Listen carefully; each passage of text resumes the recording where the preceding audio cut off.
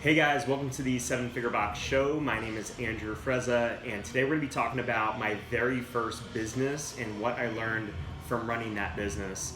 And I thought about this idea. I've been watching a lot of Gary Vaynerchuk videos recently, YouTube podcasts, and he's constantly talking about his first businesses that he had. And if you guys know Gary or you don't know Gary, he had a couple businesses when he was younger. He started out actually picking flowers from his neighbors' yards and then trying to resell those flowers to them as like a bouquet of flowers.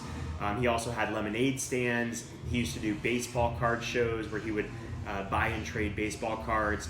So it got me thinking about my entrepreneurial background. It got me thinking about what my early kind of business tendencies were. And I remembered my first business, or at least the first business that I can remember, which I started back in middle school around probably 1998. So I'll give you guys a few seconds here, see if you can guess what my business was that I started as a 14-year-old boy in middle school in 1998. All right, time's up. So the business that I started back in 1998 was a CD burning business where I was basically making custom CDs for friends and friends of friends, and they would give me like a list of songs that they wanted on a CD. Sometimes that would be all they want on there. Sometimes they would ask me for recommendations or just have me add the newest, most popular songs to those CDs. But basically I was burning CDs. I was downloading songs from Napster and LimeWire at the time, and I was putting those songs together into custom CDs for those friends and friends of friends. And I think I was charging $5 for those CDs. At most, I was charging $10. There might have been a few people towards the end that I charged $10 for, but I'm pretty sure I was charging most people $5 for those CDs. So to give you a little background on how this business kind of went is it started very organically. I never set out to create a business. Basically, I started to make CDs for myself. Friends of mine had heard the CDs that I was listening to for myself. They wanted those CDs for themselves. So I started making custom CDs for some of my really close friends. And then they started to tell some of their close friends, and the word just kind of spread. So I went from making 1 to 2 CDs every week or two to eventually making 1 to 2 every single day. To near the end of the run of this business, I was making 4 or 5 CDs in a given day, or I was getting that many orders in a given day. And I vividly remember having like these folded up sheets of paper that people were handing me or friends were handing me of the lists of songs for me to create and turn around in the next 24 to 48 hours. And one of the experiences that really kind of put this business over the top for me and really burnt me out was I remember vividly having like 5 CDs that I was trying to make by the next day, and my brother had a JV baseball game. He's 2 years older than me, so he was in high school, and he had a JV baseball game that I went with my family to go watch.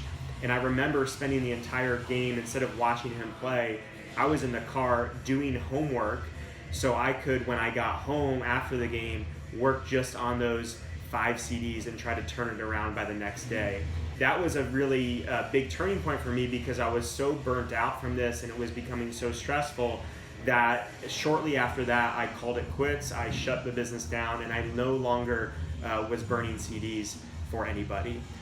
So one of the biggest lessons that I learned through this process was that no one wins from martyring yourself for your business or for your customers. And I was trying to do all these things to please my customers and potential customers. Maybe I didn't even think of it as a business at the time, but really I was just trying to, please the people around me. I wanted to be liked, I wanted to be accepted, and I was just trying to do the best I could to turn these CDs around for a low cost and do it in a high quality service. And there's a saying in business, or a model in business. It's called the unattainable triangle. Okay, so on each end of a triangle, you have speed, you have quality, and you have price. And basically the theory is in business and with this model is that you can be an exceptional business and master 2 of those 3. Okay, but it's nearly impossible to master all three of those three. And if you try to master all three of those three, typically what's going to happen is you're actually going to set yourself up for failure and the business won't succeed, which is kind of what happened to me. So take an example like McDonald's. McDonald's clearly excels with speed. They have fast turnaround, they have drive-through lanes. They excel with price. It's some of the cheapest, burgers and fries that you can get out there. But no one would really argue that McDonald's isn't necessarily the absolute highest quality of burger and fries that you can get out there. You might really enjoy the taste of their product, but it's hard to argue that it's the highest quality product out there. Now one thing they do one thing they do well as it relates to their product is they're very consistent. So even though it might not be the absolute highest quality product out there, they have speed, they have price, and they have consistency. So you can really count on their product being great anywhere that you go. The same is true for like a company like Costco as an example. Costco has actually high quality products and they have it at a low price, but speed wise it isn't really there. I've never really had a fast shopping experience at Costco, and actually you could even argue when it relates to quality with something like Costco is they have a high quality product, but they don't really have a high quality service. They have a warehouse set up, everything's on pallets, they don't have nice displays, there's not a lot of money invested into the shopping experience. It's very much about low prices and quality products there. So you get an idea of where this triangle kind of falls. Obviously it's not a perfect triangle, there's things that kind of get added into the mix that affect it, but I think a lot of us are trying to do everything on that triangle really well. We're trying to get speed, we're trying to get price, we're trying to get quality, we're trying to pay our coaches well, we want to have a nice facility and the best equipment, and it's really admirable that people want to do that. And I think that no business should necessarily settle just because they don't want to be great. Like the reason we got into this thing is we should want to be great, but we also have to be realistic about what we can do well and set a clear expectation with our customers that we can over deliver on, rather than trying to overset our expectations and then under deliver and leave our customers disappointed. And that's really where I got burnt out with this CD burning business, is that I was actually under delivering and over promising to my customers, and then I was left with a lot of upset people, even though I was working my ass off on my end to deliver that experience to them. And a lot of that just came from unrealistic expectations. So looking back at the business now, it probably would have been better for me to say something along the lines of, rather than giving people the assumption that it would have been a 24 to 48 hour turnaround, I should have said, hey, it's a 10-day turnaround, and that hopefully I can do it faster for you.